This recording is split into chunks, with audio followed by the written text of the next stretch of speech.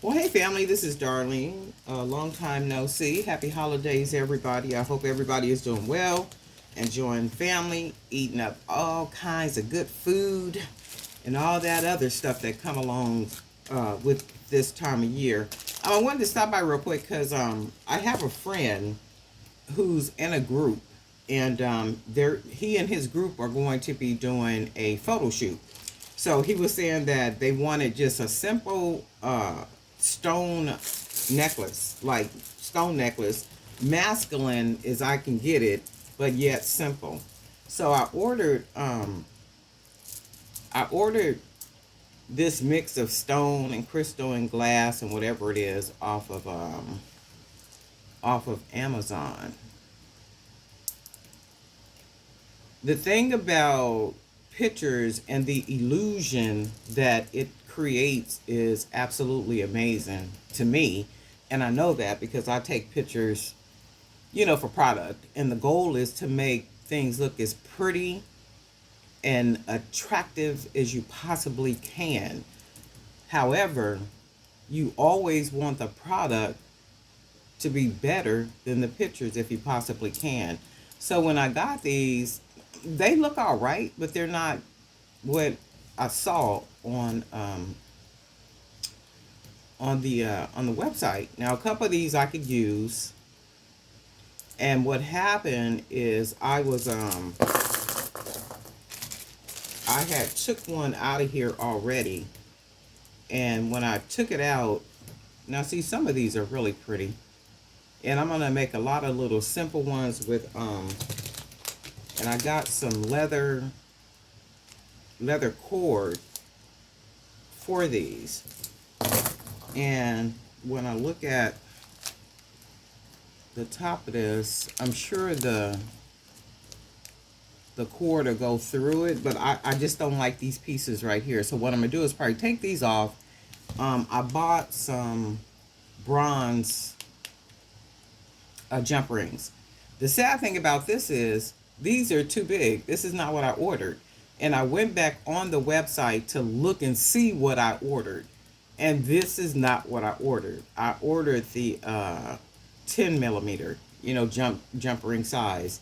I don't know what size this is. What y'all think? But this is huge.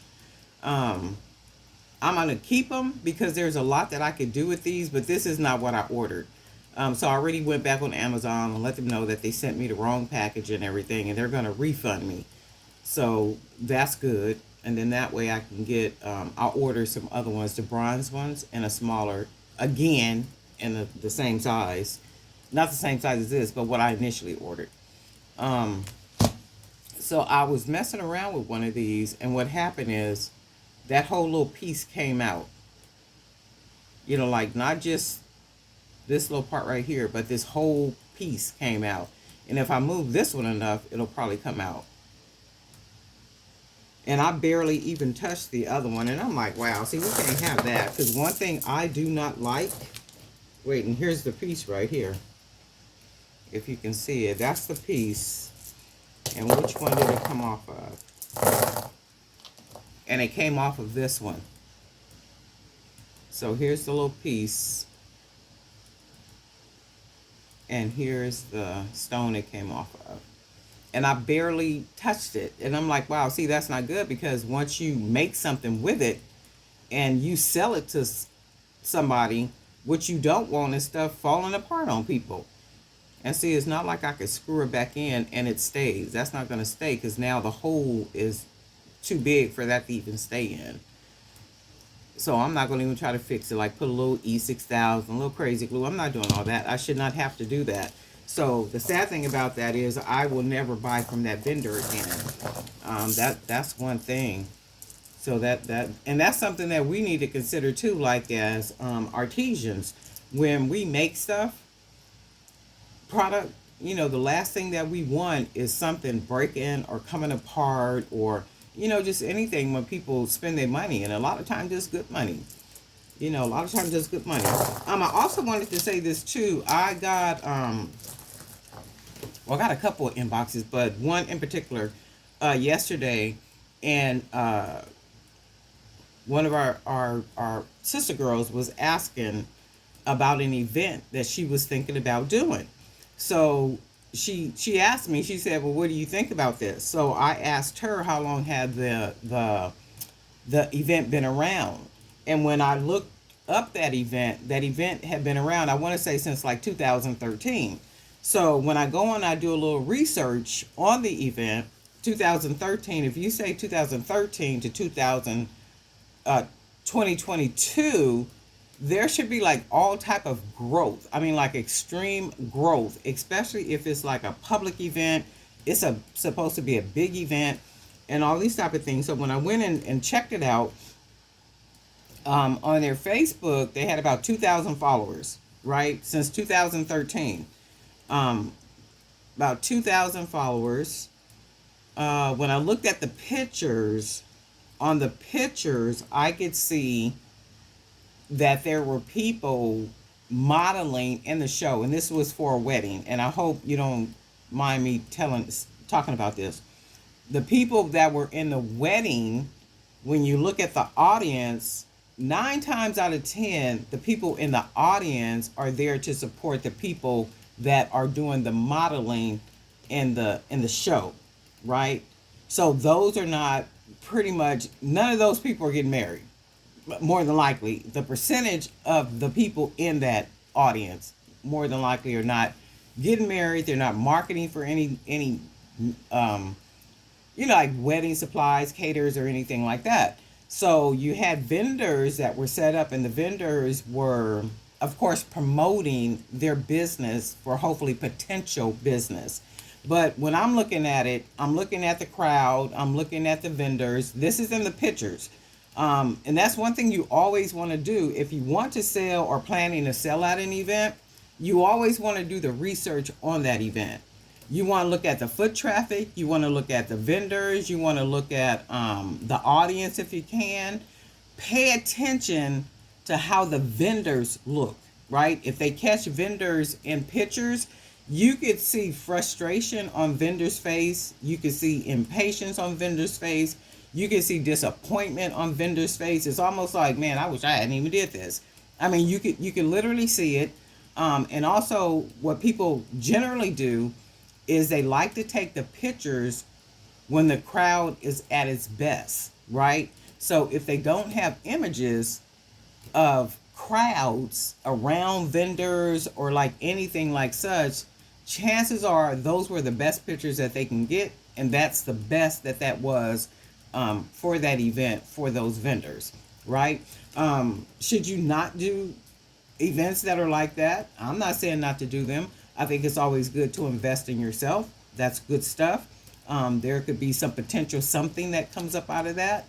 But if you think about it, how many people really are getting married right now? There's more divorces than there are marriages, right? Who's to say that, again, you can't get potential business from it? And more than likely, you can.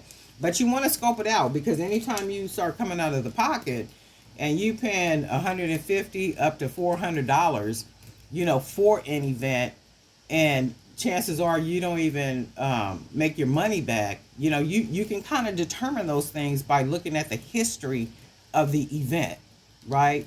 And plus, if the foot traffic, most of them people were there to support the people that were in the modeling show. Something else I was going to say about that. It is okay, to invest in yourself if you feel like that's something that something you just absolutely want to do, and you want to get your name and your brand out there. You always want to do that. And when you're doing events like that, like weddings, bridal, I think it was a bridal show, a bridal event or something like that. That's more wholesale, bulk, as opposed to individual item being sold. So if you keep it in mind of, if you're doing an event like that, like a wedding, if you go to some type of event like that where you're going to promote your product, you think it in terms of bulk, because a wedding, they're looking for gift favors. They're looking for things, not only catering and food and that type of stuff, but remember, like everything is multiple. So it's not just one of something, it's multiple. So when you're at those type of events like that, you always want to think in terms of bulk, wholesale, because that's basically what it is. It's not really a retail type setup, because you're wanting to sell, you're wanting, and they're wanting to purchase more than one of something to satisfy the crowd. Because some people can have like two and three people at a wedding. Guess what? That's two or three. Uh, I mean, yeah, that's 200 or 300 gift favors, that they have to buy to give to their gift, to give to their guests. So you want to kind of consider that stuff too. Something else I was going to say about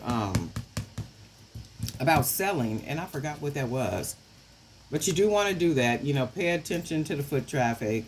Pay attention to, the length of time, the longevity for the life of that event. And like how many followers they have.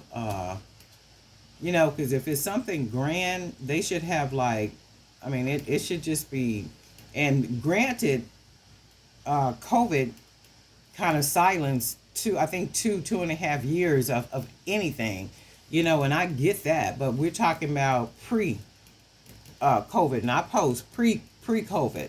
So when you go back and do your research, even like you could even go on Yelp and then see if there is a Yelp review for that event that you want to do. You can even type in the word, whatever the name of the event is, type in the name of the event, and then right behind that, type reviews. You can type in the name of the event, and you can type in the word gallery, and it'll literally take you to that page if it exists. It'll take you to that content. So you always want to be researching them things, because, nobody has money that they want to be thrown away, just tossing it out to the wind. I mean, that's not something that you want to do. But if you get into the habit of researching events, before putting the money out there, you'll do good. You'll do very well. You will absolutely do very well. And then consider the type of event that it is. Is it retail versus hotel? Not hotel, retail versus wholesale, right? So wholesale is where they're searching and they're needing more than one for something that they're going to be doing. And of course, retail is like, music festivals, street fairs, different things like that. Now, if it's a street fair, music festival, you coming out the pocket, $500, $600, $700. But the chances of you making your money back times two is greater, because it has a history of high foot traffic. And that's what you want. If you look at events that you want to sell at, you're looking at high foot traffic, not unless it's something like, I do women conferences. So I'll set up and sell at women conferences. Women conferences, they're all about appearance, many of them, because they're business women. They're either business women or they're women that attend a church somewhere. So their whole everything is about dressing, about how they look. They have to put on clothes, right? So those type of events like that, even if it's 200 or 300 people, chances are you're going to make some pretty good money. So if it's 200 or 300 people, for me, I'll make a necklace $125, right? Because there's only 200 or 300 people, yet that market of people are used to spending money for their clothes. Okay, they're used to spending money for the jewelry, for the clothes, for the shoes, because their part of their job is appearance. They have to look good. So anytime you're doing things like that, women conferences, business conferences, things like that, the foot traffic does not have to be, 10, 20, 30, 40,000 people in a day. But if it's, something like that, but then you just have to learn, the marketplace in which you're thinking about selling. And it works out once you learn and pick out a couple that you want to do every single year. You got that, you got it down. But anyway, I wanted to stop by and say that I'm not really pleased with the way these things look, because they made that picture look absolutely amazingly gorgeous. And I really don't like any of these, but because they want the necklaces, I'm going to put something together. They need 5. So I'm going to put something together, and it'll be 5 different ones. I'm going to use these. And then I did get the leather wire. Oh, and then for the closures, these are the closures that I got. The magnetic closures.